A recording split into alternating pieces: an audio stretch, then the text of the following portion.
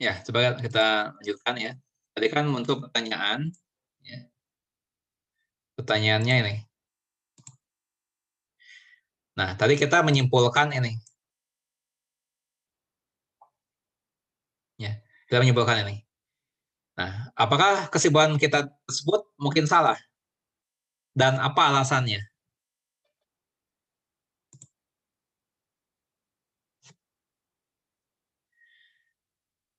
Saya ulangi, apakah kesimpulan tadi yang ini mungkin salah?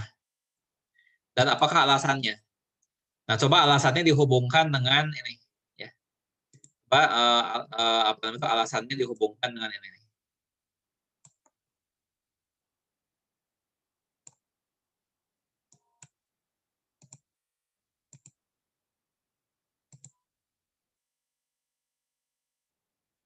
Ya, tadi kan kita menyimpulkan ini.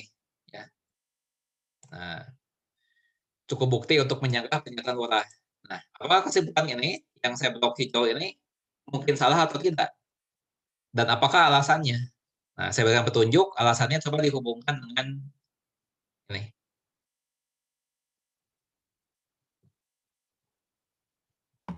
Vicky, Saya mau coba jawab. izin jawab. Ya, siapa namanya? Vicky ya?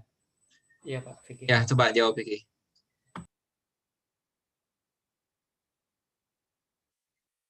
Mungkin salah atau tidak kesimpulan kita tadi? Dari kesimpulan yang diambil dari analisa 2, ya, kemungkinan salah itu kayak mana tadi Pak kesimpulannya? Boleh lihat ya. lagi? Nah, pertanyaan adalah apa kesimpulan ini ya, yang saya blok hijau ini mungkin salah atau tidak ya, dan apakah alasannya ya. Dan supaya jawabannya nggak melebar kemana-mana, saya berikan petunjuk ya, coba alasannya itu dihubungkan dengan yang biru ini. Silakan. Dari kesimpulan tersebut sepertinya cukup Pak. Cukup apa? Dan cukup benar apa? Pak, cukup benar. Jadi pernyataan itu Pertanyaannya tidak mungkin salah atau tidak? Saya jawab dengan tidak Pak. Hah? Oh, jadi saya jawab Tidak tidak salah. mungkin salah. Jadi Iya, kesimpulan yang ini, bentar ya. Kesimpulan yang ini tidak mungkin salah. tidak mungkin salah Pak. Mengapa? Dikarenakan Ya. dari hasil sampling yang telah dilakukan oleh analisa 2 kan hanya memperoleh 3 juta. Ya. Di mana 3 juta tersebut hanya masuk dalam apa persenannya itu 4,56%. Ya. Terus jadi yang kita simpulkan tadi pasti benar. Pasti benar, Pak. Oke, ya. Oke, sekarang saya jawab ya. Saya jawab. Nah, saya jawab dulu nih. Apakah kesimpulan kita tadi mungkin salah? Mungkin.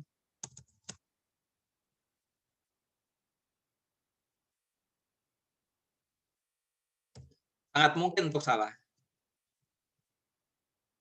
Ya, artinya tidak ada kepastiannya bahwa ini akan benar. Itu nggak pasti. Semua kesimpulan statistik itu pasti mengandung kemungkinan salah kalau didasarkan pada hasil sampling. Ya. Nah, tapi apa alasannya? Ya, itu yang mau dibahas. Ya, apa alasannya? Nah, karena walaupun rata-ratanya 10 juta dan 52 juta, ya, tetap ada kemungkinan ya diperoleh rata-rata kurang dari 8 juta atau lebih dari 10 juta, atau lebih dari 12 juta. Itu tetap mungkin, hanya saja kecil. Ya. Yang dinamakan kemungkinan kecil itu bukan berarti tidak akan terjadi. Ya. Ini satu garis bawah. Ya.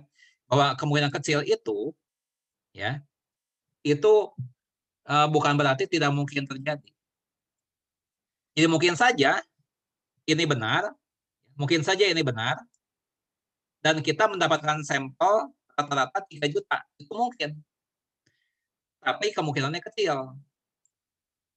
Ya. Nah, di saat lurah berkata benar dan kita menyanggahnya, maka kita melakukan ya kesalahan jenis pertama di dalam statistika.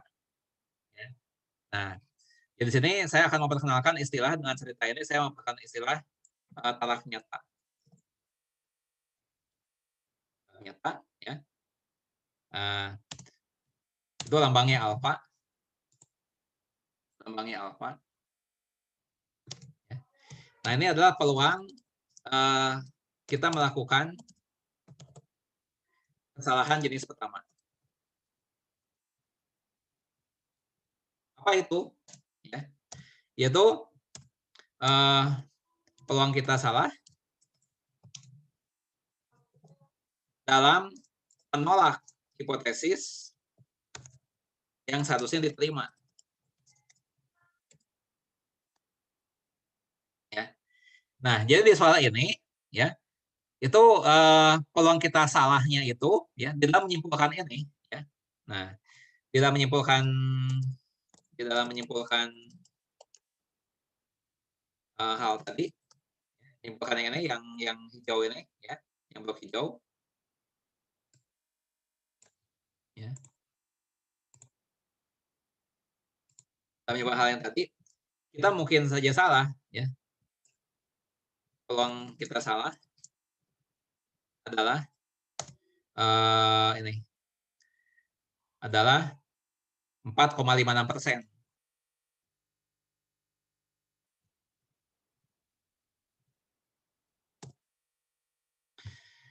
Ya. Nah, jadi mungkin saja ya kita salah ya, menganggap lurah salah padahal lurah itu benar. Itu gara-gara atau akibat dari kita mendapatkan 3 juta. Gara-gara dapat 3 juta ini, kita simpulkan lurah itu salah. Padahal mungkin saja dia benar. Ya. Nah, tapi karena sial aja kan ini untung-untungan ya, karena hanya diambil sampel 4 orang ya. Karena sial dapatnya 3 juta nih. Ya, padahal sebenarnya lurah itu benar. Ya. Nah, tapi peluang salah itu kecil ya, yaitu 4,56%. Jadi kemungkinan besar lurah itu benar. Kemungkinan besar lurah itu memang salah.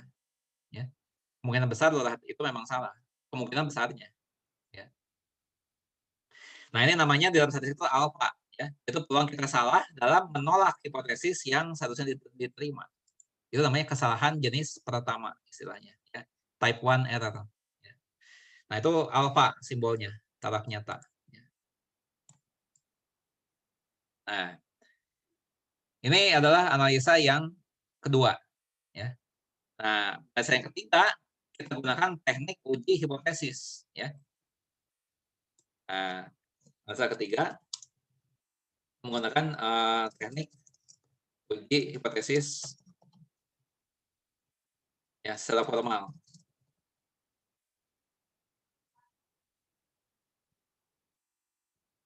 Ya. Kita lihat bahwa nanti langkah-langkahnya mirip dengan langkah-langkah yang ini. Dan analisa 2 ini agak mirip. Ya. Nah, coba kita terapkan ya langkah demi langkahnya seperti apa. Kita lihat langkah-langkahnya. Ya. Nah, lihat. Ya, langkah-langkah uji hipotesis, tentukan H0. Ya. Ini hipotesis 0. Ya, H0 ini hipotesis 0, artinya apa? Adalah suatu pernyataan mengenai nilai parameter populasi yang dibentuk guna menguji evidensi numerik. Ya. Ya. Suatu pernyataan mengenai nilai parameter populasi yang dibentuk guna menguji evidensi numerik. Nah, di dalam contoh tadi, ya, H0 ini adalah pernyataan lurahnya tadi. Ya. Jadi dalam soal ini si H0 itu adalah pernyataan lurah tadi. H0 ya. H0 itu pernyataan lurahnya bahwa rata-rata sebesar 10 juta. Ya, itu H0-nya. Ya. Nah, kemudian kita lihat pertanyaannya. Ya. Sebentar, kita lihat dulu apa namanya itu langkah keduanya. Langkah kedua, ya, menetapkan hipotesis tandingan yang cocok. Ini ada istilah hipotesis tandingan atau hipotesis alternatif atau H1 simbolnya ya. Nah, hipotesis tandingan itu apa? Suatu pernyataan yang akan diterima jika data hasil sampling memberikan cukup bukti bahwa hipotesis nol salah. Dengan bahasa yang lebih gampang ya, H1 ini akan diterima ketika H0 ditolak. Ya, saya ulangi. H1 ini nantinya akan diterima ketika H0 itu ditolak. Ya. Namanya hipotesis alternatif. Ya. Nah, kita lihat bahwa hipotesis tandingan ini bisa memuat tanda tidak sama dengan, bisa memuat tanda lebih kecil, bisa memuat tanda lebih besar. Nah, di sini H1-nya apa? Ya. Nah, di sini H1-nya adalah rata-rata tidak sama dengan, tidak sama dengan 10 juta. Artinya apa? Ketika kita menyangka H0, ketika nanti hasil sampling menolak H0, ya, maka kita akan menyimpulkan bahwa pendapatan penduduk itu tidak sama dengan 10 juta. Ya. Ya. Itu H1-nya. Nanti di contoh kedua akan ada contohnya gimana kalau misalnya lebih kecil. Ya. Nanti ada contohnya. Tapi ini dalam soal ini kita gunakan yang tidak sama dengan. Artinya apa? Ketika nanti H0 ditolak, ya, maka H1 diterima.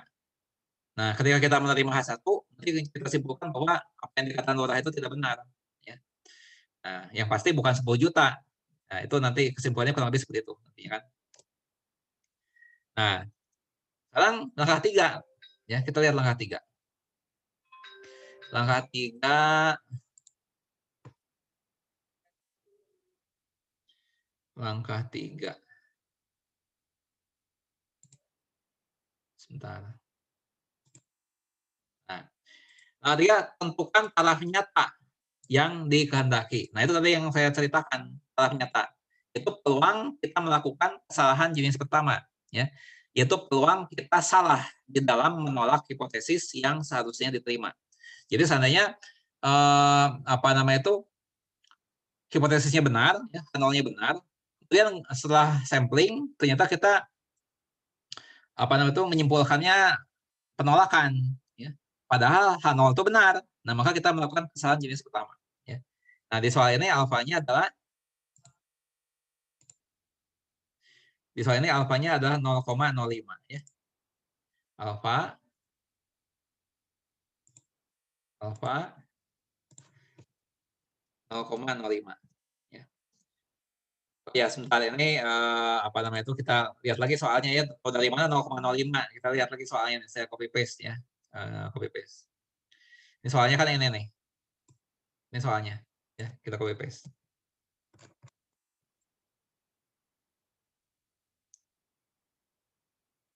Nah, ini ya.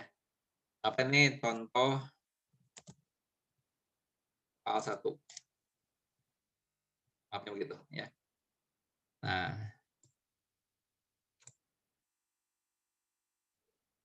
ya. Nah, ini alfanya 0,05 ya. Kalau di soal-soal ini akan diketahui ya. Nah, sekarang coba kita lihat ya. Kita lihat lagi kenapa sekarang tiba-tiba ada alfa ya. Nah, kalau kita lihat analisa 2, di sini kita membuat kriteria ya. Nah, kita di sini di analisa 2 kita membuat kriteria nih tadi kan. Nah, ini. Kita buat kriteria. Ya. Nah, mungkin dari antara kalian ada yang bertanya, kenapa sih kok tiba-tiba ada 8 juta sampai 12 juta ini dapat dari mana nih 8 juta 12 juta ini? Kenapa kok tiba-tiba muncul begitu saja? Ya. Kenapa sih ini nggak misalnya 9 juta sampai 11 juta misalnya? Atau kenapa ini nggak 7 juta ya, sampai 13 juta? Kenapa nggak begitu? Ya mungkin ada yang bertanya kenapa kriteria ini tiba-tiba muncul ya. Nah, ya kriteria ini muncul dari balik pikiran si peneliti itu. Dia dia membuat saja kriteria seperti itu, ya. Itu menurut apa ya, istilahnya subjektivitasnya dia, ya, subjektivitasnya dia. Mungkin dia merasa bahwa ini batas-batas yang bisa ditoleransi, ya. Mungkin dia merasa 8 juta sampai 12 juta ini adalah batas-batas yang bisa ditoleransi untuk menerima penyataan lurah. Ya. Mungkin ada orang yang lebih toleran lagi, ya, peneliti yang lain mungkin lebih toleran, mungkin ya dia akan pilihnya bukan 8 juta sampai 12 juta, ya mungkin range-nya akan lebih lebar, ya mungkin saja 6 juta sampai 14 juta. Nah, ini subjektivitas dari apa namanya itu dari si peneliti itu, ya. Seberapa toleran dia nanti terhadap ini, ya. Nah, di sini dibalik, ya. Kalau di sini kan apa namanya itu penghitungan ini kan belakangan nih. Ini kan perhitungannya belakangan, ya. Setelah kita membuat kriteria ini tadi, ya. Nah, kalau di sini dibalik, ya. Jadi kita menetapkan dulu nih, kita nanti seandainya kita menolak, ya, seandainya kita menolak H0, kita ingin peluang salahnya berapa persen. Ya. Nah, kita buat ini subjektivitas dari si peneliti ini ya udah 5% aja. Memang dalam penelitian sering digunakannya 5%, ya. Nah, ya jadi kita alfanya ditentukan, ya, oleh si peneliti. Tapi kalau dalam soal-soal diketahui. Nah, setelah menentukan alfa apa? Ya. Setelah menentukan alfa, langkah berikutnya adalah ini. Ya. Tentukan statistik uji yang sesuai, ya.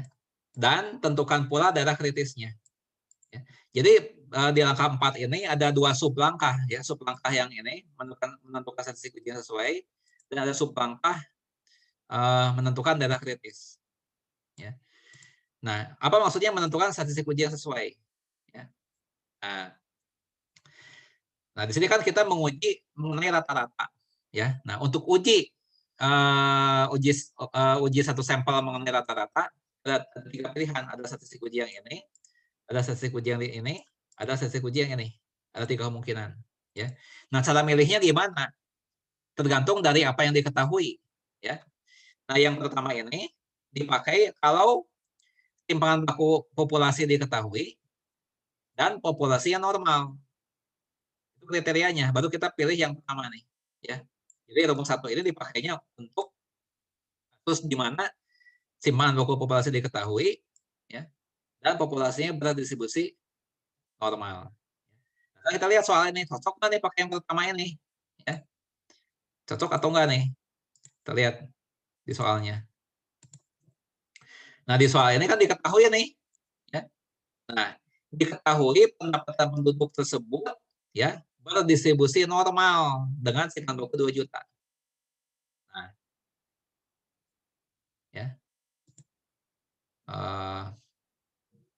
Terus saya ganti lambangnya, warnanya, ya.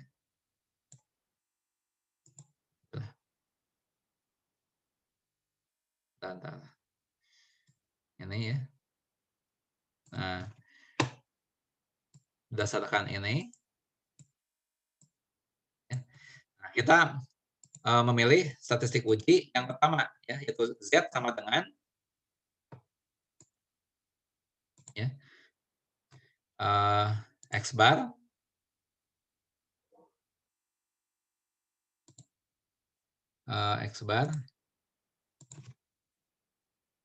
min mu 0 min mu 0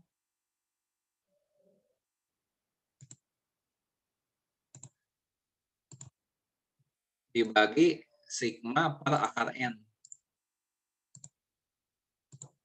Karena si bahan baku populasinya diketahui. Tadi kan 2 juta rupiah. Dan populasinya normal. Nah, sekarang kita gunakan rumus ini. Ini adalah statistik ujinya, ya.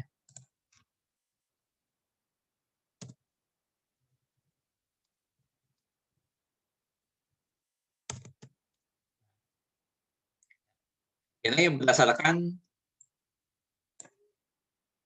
ini yang warna biru muda ini, ya. Nah, kalau yang ini itu diperolehnya berdasarkan informasi ini. Nah, ini. Kuning. Ya. Nah, kalau yang ini tidak sama dengan ini, ya, didapatnya dari informasi ini. Nah, ini.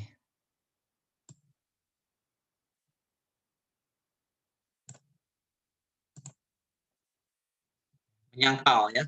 Kalau menyangkal 10 juta, ya, kalau menyangkal 10 juta berarti tidak sama dengan 10 juta, ya. Nah, kalau alfa yang ini diperolehnya dari informasi ini.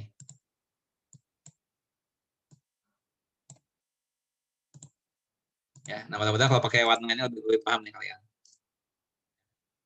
Nah, terus setelah itu gimana? Ya. Nah, ini sub langkahnya. Yang pertama, kemudian menentukan daerah kritis. Kita lihat nih, ini kan ada sub langkah berikutnya. Ini ya. Kita baru menentukan statistik uji yang sesuai. Daerah kritis sekarang. Itu kita membuat kriteria penolakan. Ya. Kita membuat kriteria penolakan. Lihat ini. Ya. Nah, tadi kita menggunakan statistik uji yang pertama ini yang kita pakai. Nah, daerah kritisnya menyesuaikan dengan K1-nya. Ya, K1-nya apa? Apakah tidak sama dengan, apakah lebih besar, atau lebih kecil. Ya. Tadi H1-nya menggunakan tanda tidak sama dengan. Ya, jadi kita pilihnya ini, daerah kritisnya. Ya. Z kurang dari min Z alfa per 2, atau Z lebih dari Z alfa per 2. Itu daerah kritisnya. Ya, karena H1-nya ini tadi yang dipilih kan. Nah, daerah kritisnya yang ini. Ya. Nah, jadi apa nama itu? Kita tulis daerah kritisnya. Ya. Saya menentukan daerah kritis, daerah kritis. Nah, tadi kan dari tabel tadi kita peroleh bahwa daerah kritisnya adalah ya, Z kurang dari min Z alfa per 2.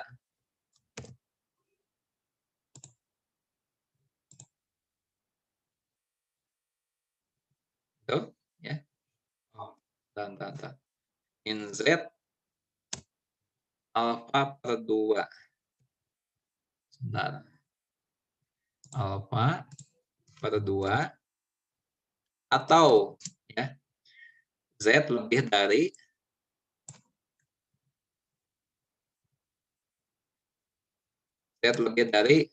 Z alfa per 2. Oke. Ya. Sebentar saya charge laptop dulu. Saya ambil charger dulu.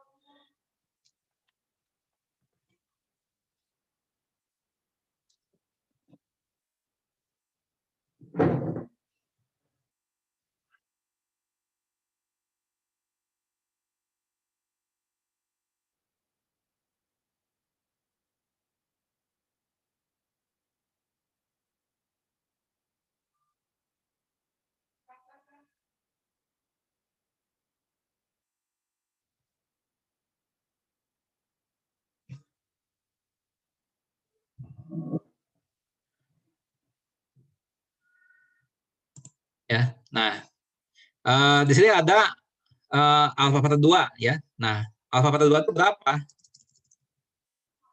Ya, alfa per 2 itu berapa? Tadi alfanya berapa? 0,05 kan? Dibagi 2. 0,025 ya. Nah, sehingga daerah kritisnya adalah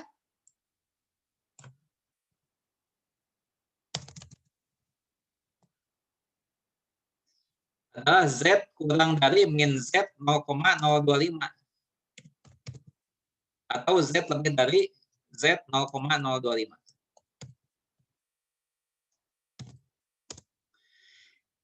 Nah, jadi berapa? Ya, berapa ini Z 0,025? Nah, kita lihat tabel. Ya. Nah, ini tadi ada tabel.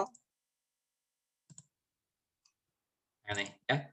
Alfanya kan 0,05 nih. Ya. Yang diminta adalah Z alfa per 2. Ya. Nah, Z alfa per 2 berarti kolomnya ini nih. Kalau Z alfa ini alfanya dibagi 2. Ini alfanya dibagi 2 nih, Z alfa per 2.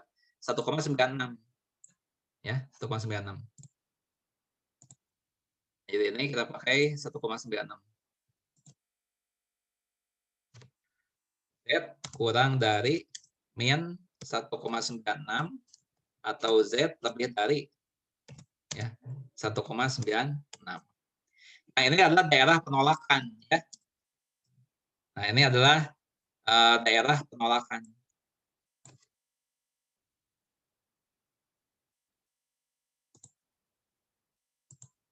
Ya, ini adalah daerah penolakan. Ini mirip dengan di analisa 2, ini mirip dengan kriteria ini nih. Nah, ya. Ini mirip dengan kriteria ini. Ya. Nah, itu adalah langkah keempat ya. Langkah keempat. Menentukan daerah penolakan. Nah, kita lihat langkah berikutnya apa. Ya, langkah berikutnya. Jadi ini 4 udah. Langkah 5. Hitunglah nilai uji statistik dari data sampel. Ya. Nah, tadi kan kita sudah melakukan sampling. Ya. Setelah kita membuat kriteria, kita melakukan sampling. Nah, ternyata rata-ratanya itu tadi ya, 3 juta. Ya. Nah, jadi di sini langkah berikutnya langkah 5 ya, kita mensubstitusikan hasil sampling tadi ya. Lihat sama dengan masukkan ke sini nih. X bar rata-rata sampel apa 3 juta kan? Dikurangi mu 0. Ini pernyataan lurah tadi 10 juta. Dibagi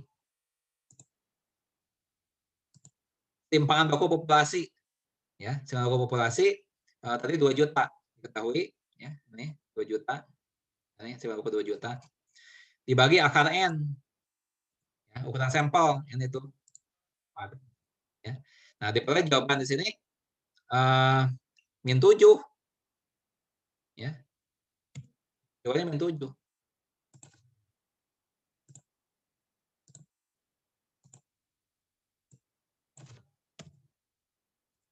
Nah, kita lihat min 7 ini. Apakah masuk daerah penolakan? Masuk. Ya. Karena ini kurang dari min 1,96 ini. Jadi masuk di dalam apa namanya itu daerah penolakan. Ya. Nah, jadi kita tolak H0. Ya. Tolak H0. Mari kita simpulkan ya. Kita simpulkan bahwa cukup bukti untuk menyanggah pernyataan lurah itu. Ya. Rata-rata pendapatan bulan penduduk secara signifikan tidak sama dengan 10 juta. Nah, di sini kita lihat bahwa dengan kita menolak H0, kita menyimpulkan H1.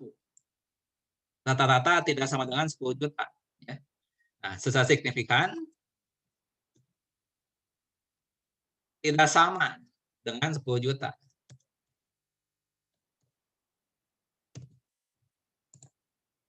Ya. Nah, ini tidak sama dengan. Munculnya kan di sini kan tidak sama dengan. Nah, ketika H0 ditolak, maka H1 diterima. Ya.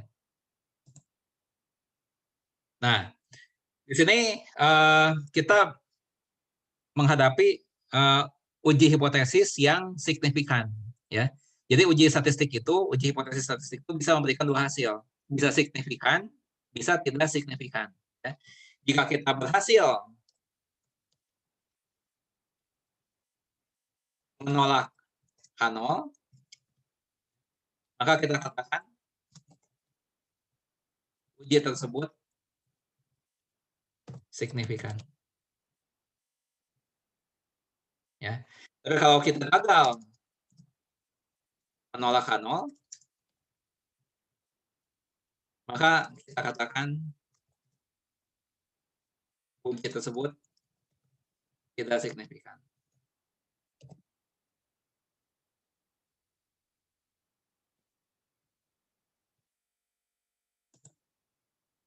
Ya, jadi kita berhasil menolak H0. Ya. Jadi kita simpulkan bahwa uji ini signifikan. Nah, sekarang dari langkah-langkah ini apakah ada yang mau ditanyakan? Ya. Jadi kita mengerjakan soal tadi dengan teknik uji hipotesis secara resmi ya, secara formal. Ya. Jadi kita melakukan 6 langkah ini. Ya. Kita sudah melakukan 6 langkah ini. Ya. Nah, file ini bisa kalian download ya dari website. Ya. Dari website. Ya, ini judulnya ketika ilmu hukum seiring statistika. Nah, di bagian bawahnya ada ini nih. Nah, ya. Cara menguji hipotesis statistik. Nah, kalau kalian klik yang ini, muncul yang dari PDF tadi. Ya. Nah, jangan lupa juga kalau kalian mendownload tabel T. Ya. Ini di-download juga tabel T ini, itu dipakai juga. Ya. Nah, silahkan barangkali ada yang mau ditanyakan mengenai apa namanya itu, mengenai analisa ketiga ya, mengenai analisa ketiga nih. Dengan teknik uji hipotesis secara formal, ya, dengan menggunakan 6 langkah itu tadi. Ya. Nah, nggak ada yang bertanyakan? Oke, ya. Kalau nggak ada pertanyaan, kita lihat soal yang lain ya. Kita lihat soal yang lain. Ini soalnya saya ambil dari file PDF yang bisa kalian download tadi, ya. Nah, ini kita nggak bahas dulu ya, takut waktunya nggak cukup. Nah, kita lihat contoh 2 ya. Nah, nih. Nah,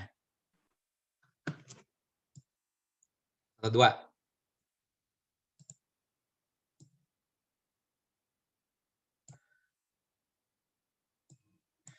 Ya. Nah, dari satu survei disimpulkan bahwa rata-rata lamanya tidur orang dewasa di suatu negara adalah 7 jam per hari. Nah, ini kalau dibandingkan dengan pernyataan lurah tadi, ya, ini seolah-olah pernyataan lurahnya tadi itu. Ya. Ini jadi H0-nya. Ya. Ini akan menjadi H0-nya nanti nih, pernyataan statement ini nih. Ya. Berikutnya, terdapat dugaan bahwa rata-rata lamanya mahasiswa tidur di negara tersebut kurang dari 7 jam per hari. Ya. Nah, itu dugaannya. Nah, kemudian untuk menguji dugaan itu, namanya dugaan bisa salah. Ya.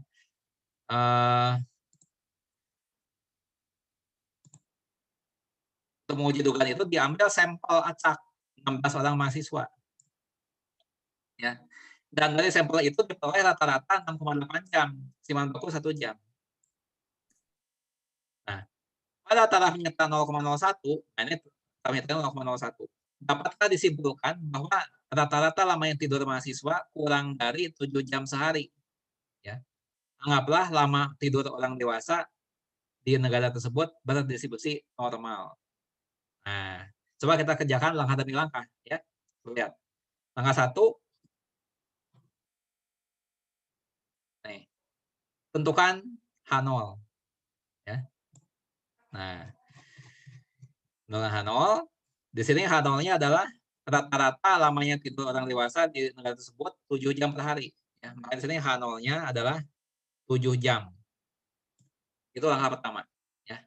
Langkah pertama yang ini, tentukan H0. Kemudian langkah 2. Langkah 2. Ya. Tentukan hipotesis tandingan yang cocok. Apakah mu tidak sama dengan mu 0? Ya. Apakah mu kurang dari mu 0? Atau mu lebih dari mu 0? Nah, kita sedang membahas rata-rata, jadi di sini mu. Ya. Ini kan theta, ini kan sebenarnya theta nih lambangnya. Tapi karena kita membahasnya rata-rata, maka ini mu tidak sama dengan mu 0, mu lebih kecil dari mu 0, atau mu lebih besar dari mu 0. Ya. Nah, hipotesis tandingan ini nantinya akan diterima ketika kita berhasil menolak K0. Ya. Nah, di sini apa H1-nya? Ya. Apa yang akan disimpulkan nanti ketika kita menolak K0? Ya. Nah, itu lihat sini. Ya. Nah, ini digunakan tanda lebih kecil, 7 jam. Ya. Kenapa? Lihat pertanyaannya. Ya. Dapatkah disimpulkan bahwa rata-rata lamanya tidur mahasiswa kurang dari 7 jam sehari? Ya. Jadi yang di H1 ini disimpulkan dari ini nih. Ya. Dapatkah disimpulkan bahwa rata-rata lamanya tidur mahasiswa kurang dari 7 jam sehari? Jadi ini kurang dari sini. Ya. Nah, setelah itu langkah 3 apa? Taraf nyata. Ya, taraf nyata diketahui 0,01. Ya. 0,01. Nah, ini. Ya. Maksudnya apa? Ya. Ketika nanti misalnya kita menolak K0, seandainya nanti menolak, ya, maka kemungkinan kita salah di dalam menolak itu adalah 1%. Ya. Itu. Langkah 3.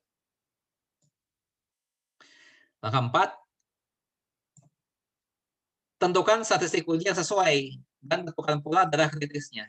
Nah, statistik uji yang sesuai. Ya. Coba kita lihat dalam soal ini. Apakah bisa nggak kita pakai yang pertama? Ini kan ada 3 pilihan. Ya. Nah, bisa nggak kita pakai yang pertama ini? Ya. Nah, tidak bisa. Karena apa? Siman baku populasi tidak diketahui. Coba kita lihat soalnya, ya. Apakah siman baku populasi diketahui? Kita lihat, ya. Di soal tadi. Nah, ini. Lihat. Ya.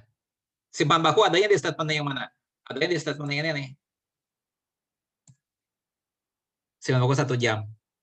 Nah, apakah ini simpan baku populasi? Bukan. Ya. Ini adalah simpan baku 16 orang ini. Ya, lihat kalimatnya secara utuh dari awal sampai akhir. Ya.